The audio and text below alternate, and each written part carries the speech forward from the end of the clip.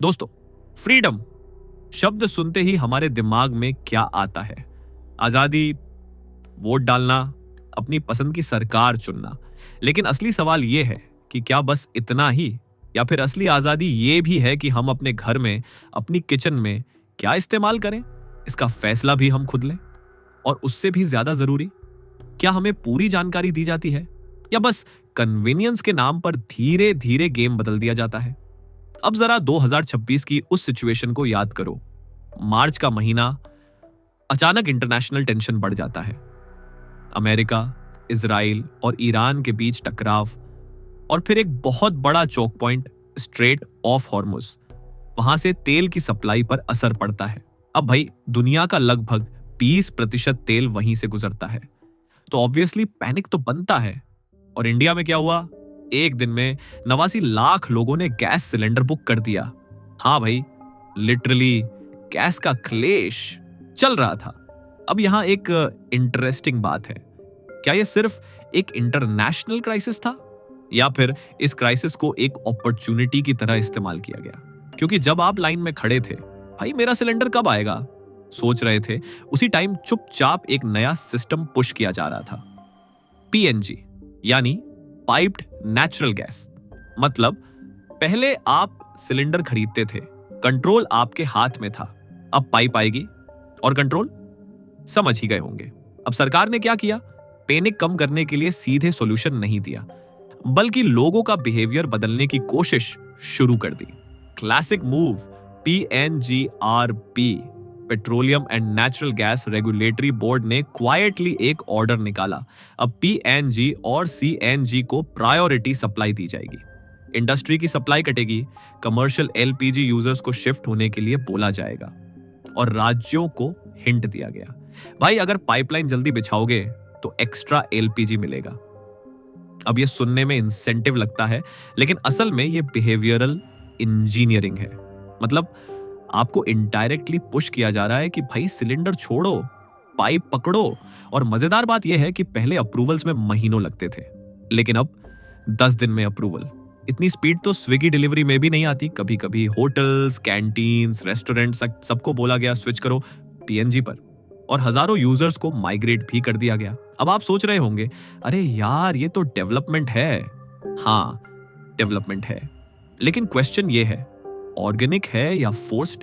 क्योंकि जब 13 मार्च को पैनिक बुकिंग हुई, तब सरकार ने सप्लाई बढ़ाने की बजाय लोगों की आदत बदलने पर फोकस किया। मतलब प्रॉब्लम सॉल्व करने के बजाय बिहेवियर अपडेट कर दिया गया। अब यहीं से एंट्री होती है एक बड़े प्लेयर की, अदानी टोटल गैस। 11 मार्च को जब पूरा स्टॉक मार्केट गिर रहा था, लोग टेंशन में थे। एक कंपनी के शेयर्स 20% अपर सर्किट पर थे। मतलब मार्केट को पहले ही समझ आ गया था, सरकार की मजबूरी किसी की अपॉर्चुनिटी बनने वाली है। इस पूरे गेम का सबसे बड़ा प्लेयर कौन है? और जवाब है Adani total gas limited, ATGL. देखो, ये सिर्फ एक कंपनी नहीं है, ये एक पूरा इंफ्रास्ट्रक्चर कंट्रोल मॉडल है। मतलब सिंपल लैंग्वेज में, ये गैस बेचने का बिजनेस कम है और कंट्रोल बनाने का बिजनेस ज्यादा है। अब थोड़ा कंपेयर करते हैं। दिल्ली में आईजीएल है, मुंबई में एमजीएल है। ये कंपनीज लिमिटेड जियोग्राफी में काम करती हैं, लेकिन अदानी, भाई ये तो पूरे इंडिया का मोनोपोली स्टार्टर पैक लेकर आया है। 125 प्लस जिलों में प्रेजेंस, हजारों कनेक्शंस, और आने वाले सालों में 20,000 करोड़ रुपए का इन्वेस्टमेंट प्लान। मतलब ये कोई छोटा मोटा स्टार्टअप नहीं है, ये फुल स्केल डोमिनेशन स्ट्रेटेजी है। अब यहां एक बहुत इंपॉर्टेंट कॉन्सेप्ट समझो। एनर्जी सेक्टर में सबसे बड़ा पावर क्या होता है? तेल, गैस, टेक्नोलॉजी? नहीं, सबसे बड़ा पावर होता है स्केल प्लस इंफ्रास्ट्रक्चर। क्योंकि एक बार आपने इंफ्रास्ट्रक्चर बना लिया, गेम खत्म। अब सोचो, अगर आपकी कॉलोनी में एक कंपनी ने पाइपलाइन बिछा दी, तो क्या दूसरी कंपनी आएगी और अपनी अलग पाइपलाइन बिछाएगी? नहीं भाई, वो इकोनॉमिक सुसाइड होगा। मतलब एक बार पाइप लग गई तो मार्केट लॉक्ड हो गया। आप चाहो भी तो इजीली स्विच नहीं कर सकते। और यही डिफरेंस है जियो और पीएनजी मॉडल में। 2016 में जब रिलायंस जियो आया था, फ्री डेटा, फ्री कॉल्स, सब खुश। लेकिन आज टेलीकॉम सेक्टर बेसिकली डुओपोली बन चुका है, और प्राइसेस 400% तक बढ़ चुके हैं। लेकिन फिर भी जियो में एक चीज बची थी, आप सेम पोर्ट कर सकते हो। मतलब थोड़ी बहुत फ्रीडम थी, लेकिन पीएनजी में भाई पाइप पोर्ट करके दिखाओ, दीवार तोड़ोगे क्या? यही रीजन है कि पीएनजी मॉडल ज्यादा डेंजरस है, क्योंकि ये नेचुरल मोनोपोली है। अब थोड़ा इकोनॉमिक्स समझते हैं। शुरुआत में आपको क्या दिखेगा? 3,000 से 4,000 रुपए साल की सेविंग, ज्यादा सेफ्टी, नो सिलेंडर टेंशन, सब कुछ परफेक्ट लगेगा। ये तो अपग्रेड है, लेकिन हिडन कॉस्ट क्या है? पहले एलपीजी सिलेंडर क्या था? एक कमोडिटी, आप कहीं से भी खरीद सकते थे। अब पीएनजी क्या है? एक सर्विस प्लस सब्सक्रिप्शन मॉडल। मतलब हर महीने मीटर चलेगा, हर महीने बिल आएगा और हर महीने पैसा एक ही कंपनी के पास जाएगा। Welcome to gas subscription economy. अब इमेजिन करो इंडिया का मिडिल क्लास जो ऑलरेडी ईएमआई, ओटीटी, रिचार्ज सब दे रहा है। अब एक और फिक्स्ड मंथली एक्सपेंस ऐड हो गया, और सबसे इंटरेस्टिंग बात, ये रिकरिंग रेवेन्यू मॉडल है, लॉन्ग टर्म कैश मशीन। अब यहां एक और ट्विस्ट है, अडानी टोटल गैस का एक बड़ा हिस्सा डोमेस्टिक गैस सोर्सेज से आता है। मतलब जब इंटरनेशनल प्राइसेस बढ़ते हैं तब भी ये कंपनी स्टेबल रह सकती है और कंपेटिटर्स स्ट्रगल करेंगे। इसको कहते हैं प्रेडेटरी स्टेबिलिटी। मतलब खुद स्टेबल रहो और बाकी सबको धीरे धीरे बाहर कर दो। अब जरा इमेजिन करो फ्यूचर, एक कंपनी के पास इंफ्रास्ट्रक्चर भी है, सप्लाई भी है और कस्टमर्स लॉक्ड भी हैं। तो प्राइसिंग पावर किसके पास होगा? आपके पास या उनके पास? एग्जैक्टली। अब अगर ये सब सुनकर आपको थोड़ा डेजा व्यू आ रहा है तो वो सही है, क्योंकि हिस्ट्री ऑलरेडी ये पैटर्न दिखा चुकी है। अब सबसे इंपॉर्टेंट पार्ट, क्या ये सिर्फ बिजनेस स्ट्रैटेजी है या इसके पीछे एक बड़ा जियोपॉलिटिकल लेसन भी छुपा हुआ है? इसके लिए हमें जाना पड़ेगा यूरोप, स्पेसिफिकली जर्मनी। जर्मनी ने क्या किया था?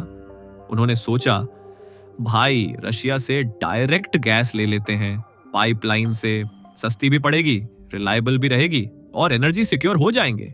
और इसी सोच के साथ बना नॉर्ड स्ट्रीम पाइपलाइन। शुरुआत में सब परफेक्ट था, cheap gas, stable supply, economy boost. Germany literally खुश था, लाइफ सेट है। लेकिन फिर आया 2022 और शुरू हुआ रशिया यूक्रेन वॉर। अब प्रॉब्लम क्या हुई? जिस पाइपलाइन पर जर्मनी डिपेंड था वही उसकी सबसे बड़ी वीकनेस बन गई। रशिया ने सप्लाई को लेवरेज करना शुरू किया, प्रेशर क्रिएट किया और जर्मनी के पास सडनली कोई स्ट्रॉन्ग बैकअप प्लान नहीं था। मतलब जो चीज पहले कन्वीनियंस थी वही बाद में कंट्रोल बन गई। अब इस एग्जाम्पल को इंडिया से जोड़ो। हम क्या कर रहे हैं? हम ट्रक्स पर आने वाले एलपीजी सिलेंडर्स, जो कहीं से भी आ सकते हैं, को छोड़कर फिक्स्ड पाइपलाइंस पर शिफ्ट हो रहे हैं, जिनका कंट्रोल कुछ लिमिटेड प्राइवेट प्लेयर्स के पास होगा। डिफरेंस समझ रहे हो? सिलेंडर बराबर flexible system, multiple suppliers possible. Pipeline बराबर fixed system, single supplier dominance. अब इमेजिन करो फ्यूचर सिनारियो, अगर किसी वजह से सप्लाई इश्यू हुआ या प्राइसिंग चेंज हुई तो क्या आपके पास इजीली स्विच करने का ऑप्शन होगा? नहीं, क्योंकि पाइप ऑलरेडी आपकी दीवार के अंदर है और मार्केट ऑलरेडी लॉक्ड है। अब यहां सबसे डेंजरस कॉन्सेप्ट आता है, डिपेंडेंसी क्रिएट्स कंट्रोल। और यह सिर्फ थ्योरी नहीं है, यह प्रैक्टिकली प्रूवन है। अब थोड़ा ग्राउंड रियलिटी पर वापस आते हैं। पीएनजी मॉडल को कैसे प्रमोट किया जा रहा है?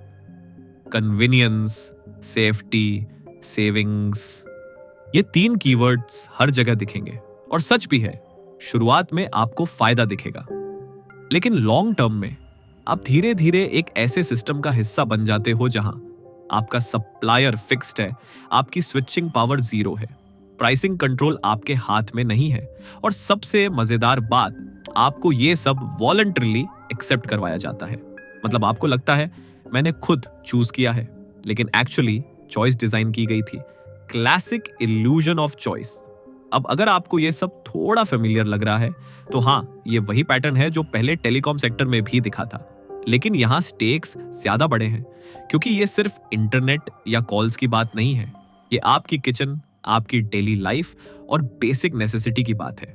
अब सवाल ये नहीं है कि पीएनजी अच्छा है या बुरा, सवाल ये है क्या सिस्टम बैलेंस्ड है, क्या कंपटीशन रहेगा फ्यूचर में, क्या रेगुलेशन स्ट्रांग रहेगा, क्या कंज्यूमर के पास रियल चॉइस बचेगी, या फिर धीरे धीरे हम एक ऐसे सिस्टम में एंटर कर रहे हैं जहां डिसीजन कहीं बोर्ड रूम में होगा और इम्पैक्ट सीधे आपके घर में।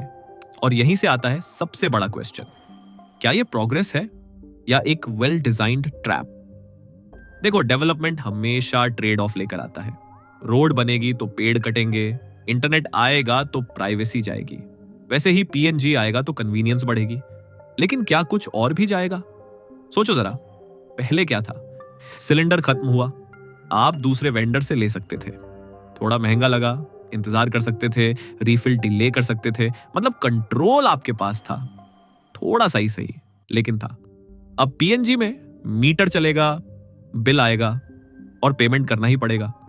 कोई स्किप मंथ ऑप्शन नहीं है भाई। मतलब आपने अनअवेयरली एक सब्सक्रिप्शन ले लिया है और ये नेटफ्लिक्स नहीं है कि कैंसिल कर दिया।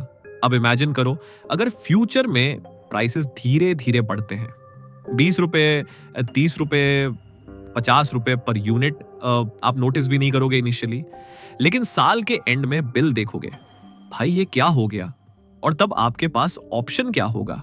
स्विच? नहीं, क्योंकि पाइपलाइन ऑलरेडी फिक्स है।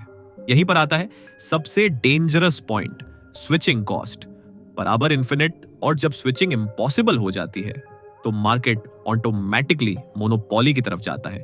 अब यहां कुछ लोग बोलेंगे, अरे यार गवर्नमेंट रेगुलेट करेगी ना। हाँ, थियोरेटिकली करेगी, लेकिन प्रैक्टिकली जब इंफ्रास्ट्रक्चर प्राइवेट हैंड्स में होता है तो इन्फ्लुएंस भी वहीं शिफ्ट हो जाता है। अब इमेजिन करो वर्स्ट केस सिनेरियो, अगर कुछ साल बाद यही कंपनीज पॉलिसी मेकिंग को इनडायरेक्टली इन्फ्लुएंस करने लगे, प्राइसिंग डिसीजंस पर असर डालें, तो क्या होगा? आपकी किचन, आपकी daily necessity board room decisions पर डिपेंड करेगी और आप बस बिल पे करने वाले सब्सक्राइबर बन जाओगे। अब ये सुनकर लग सकता है भाई ये तो थोड़ा ओवर थिंकिंग हो गया, लेकिन हिस्ट्री क्या कहती है? टेलीकॉम में हमने देखा, एनर्जी में यूरोप ने देखा, और पैटर्न हर जगह सेम है। पहले कन्वीनियंस, फिर डिपेंडेंसी, फिर कंट्रोल। अब इसका मतलब ये नहीं है कि पीएनजी बुरा है या डेवलपमेंट रुक जाना चाहिए, नहीं। रियल क्वेश्चन ये है, क्या हमारे पास बैलेंस है? क्या मल्टीपल प्लेयर्स को मौका मिलेगा? क्या स्ट्रॉन्ग रेगुलेशन होगा? क्या कंज्यूमर राइट्स प्रोटेक्टेड रहेंगे?